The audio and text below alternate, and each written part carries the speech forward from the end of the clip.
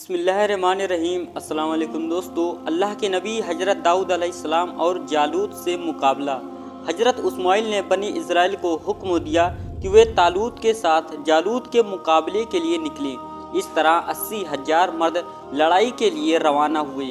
ادھر جالوت کو اس کی خبر ہوئی تو وہ بھی لڑائی کے لیے چل پڑا۔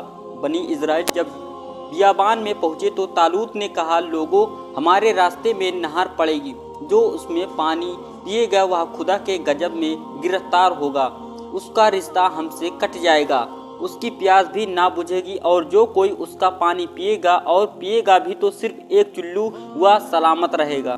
جب یہ فوج آگے بڑھی اور نہر پر پہنچی تو اس وقت لوگوں کو سخت پیاس لگی تھی۔ لوگ پانی پر ٹوٹ پڑے اور طالوت کی نصیحت کو بھلا دیا۔ وہ پانی پیتے گئے لیکن پیاس تھی کہ بجھنے کا نام نہ لیتی تھی۔ ان کے پیٹ پھول گئے اور ان پر سستی چھا گئی۔ انہوں نے کہا، اے جالوت، ہم سے اس وقت لڑائی کی طاقت باقی نہیں رہی۔ انہیں بہت سمجھایا گیا کہ ہمت نہ ہارو، خدا کبھی چھوٹے گروہ کو بڑے گروہ پر غالب کر دیتا ہے، لیکن وہ اپنی جگہ سے ٹس سے مس نہ ہوئے۔ صرف 4,000 ایسے تھے جنہوں نے پانی نہ پیا، اور پیا بھی تو صرف ایک چلو۔ وہ طالوت کے ساتھ ہوئے اور لڑنے کے لیے آگے بڑھے۔ 76,000 آدمی پیچھے رہ گئے۔ ادھر جالوت 1,00,000 کی فوج لے کر طالوت کے ساتھ مقابلے میں آیا۔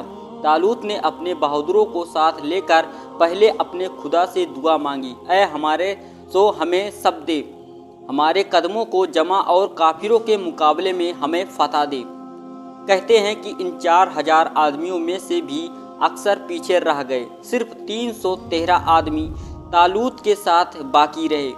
یہ وہی تعداد ہے جس کے ساتھ خدا کے آخری رسول حضرت محمد صلی اللہ تعالی علیہ وسلم نے بدر کے میدان میں مکہ کے کافروں سے مقابلہ کیا تھا۔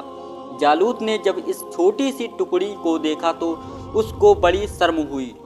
اس نے کہا، اتنے تھوڑے آدمیوں کو لے کر مورچہ بندی کرنا یہ موسیٰ ہی کا کمال ہے۔ وہ خود چتکبرے گھوڑے پر سوار ہوا اور ہتھیار باندھ کر میدان میں نکلا اور کہا، فوجی آدمی جگہ پر رہیں، طالوت میرے مقابلے میں آئے، اور اگر طالوت باہر نہ آئے تو وہ اپنی جگہ کسی بھی آدمی کو بھیجے تاکہ میں اس سے طاقت آزما سکوں۔ طالوت نے کہا، جو شخص میری فوج میں سے مقابلہ کر کے جالوت کو مارے گا، میں اسے اپنی بیٹی بیاہ دوں گا اور سلطنت میں بھی اس کو حصہ حاصل ہوگا۔ طالوت نے اپنے اعلان کو دہرایا، لیکن کسی کی ہمت نہ ہوئی کہ وہ جالوت جیسے بہادر اور شان و شوکت والے شخص کے مقابلے میں نکلے۔ جالوت اپنے جسم، ہمت اور بہادری میں بے جوڑ تھا۔ آخر میں ایک شخص ایک گوشے سے نکلا اور طالوت کے پاس پہنچ کر کہا، میں جالوت کا مقابلہ کروں گا، اور وہ شیر کی طرح مقابلے کے لیے تیار ہو گیا۔ یہ حقیقت میں حضرت داؤد تھے، جو اس وقت کم عمر میں تھے۔ حضرت داؤد یہودا بن یعقوب کی اولاد سے تھے، اور یہ 13 بھائی تھے۔ حضرت داؤد ان میں سب سے چھوٹے تھے۔ بدن بھی بہت ہی ہلکا تھا، دیکھنے میں کوئی خاص خوبی نظر نہ آتی تھی۔ پیش کے لحاظ سے بھی ایک چرواہے ہی تھے۔ وہ ہمیشہ ایک گوفن اپنے پاس رکھتے تھے۔ جب حضرت داؤد جالوت سے لڑنے کے لیے مقرر کیے گئے تو اس سے پہلے اللہ تعالیٰ نے حضرت اسماعیل کی طرح وحی نازل کی کہ جالوت کا قاتل ایسیہ کے بیٹوں میں سے ہے، اور فلاں جرح اس کے تن پر فٹ ہوگی۔ تو پیغمبر ایسیہ کے گھر تشریف لے گئے اور اس کے سب بیٹوں کو طلب کیا کہ باپ نے اپنے 12 بیٹوں کو حاضر کیا۔ یہ سب ایک سے ایک بڑھ کر اور بلند تھے۔ یہ جرح کسی کے بھی جسم پر برابر نہ بیٹھی۔ تب حضرت اسماعیل نے پوچھا، تمہارے کوئی اور بیٹا ہو تو حاضر کرو۔ باپ نے کہا، میرا ایک بیٹا اور بھی ہے، لیکن وہ تو سب سے چھوٹا اور دبلا پتلا ہے، آنکھیں زرد اور جسم معمولی ہے، جنگل میں بکریاں چراتا پھرتا ہے۔ جب حضرت داؤد کو جرح پہنائی گئی تو وہ ان کے جسم پر بالکل ٹھیک آ گئی۔ حضرت داؤد نے اپنے بھائیوں سے کہا، تم کیوں نہیں جالوت کے قتل کی ٹھانتے؟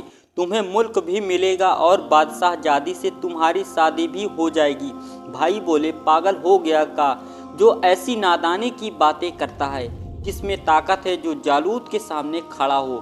حضرت داؤد نے کہا، कि बादशाह से कह दिया जाए कि मैं भेजा निकाल लूँगा। जालूत का हजरत दाऊद तालूत के सामने पेश हुए और उन्होंने बादशाह से कहा, ऐ बादशाह, अगर तू अपने वादे को पूरा करे तो मैं अभी जाकर जालूत को कत्ल और उसकी फौज को बिखेर देता हूँ। तालूत ने हजरत दाऊद को एक घोड़ा और जिरह देकर रवाना किया। अभी वह थोड़ी ही दूर गए थे कि लौट आए और घोड़ा और जिरह तालूत के पास लौटा दिया। लोगों ने समझा कि शायद जालूत से डर गया, वह भाग आए और घोड़ा व जिरह को वापस कर रहे हैं। हजरत दाऊद से पूछा, घोड़ा और जिरह क्यों लौटा रहे हो? हजरत दाऊद ने कहा, मुझे जिरह पहनकर और घोड़े पर चढ़कर लड़ने की आदत नहीं है, मैं तो पैदल ही जाऊंगा और जालूत से लड़ूंगा। बादशाह ने कहा, जा, तुझे इख्तियार है। हजरत दाऊद ने अपना तोबड़ा और गोफन बगल में दबाया और लाठी हाथ में ली और जालूत के मुकाबला में जा खड़े हुए। जालूत ने कहा, तू यहाँ किस लिए आया है? हजरत दाऊद ने कहा, मैं तुझसे लड़ने के लिए आया हूँ, मैं तेरे सर का भेजा निकाल लूँगा। जालूत ने हंसकर कहा, तू किस हथियार से लड़ेगा? तुझ में जिनकी ताकत है ये लाठी मार।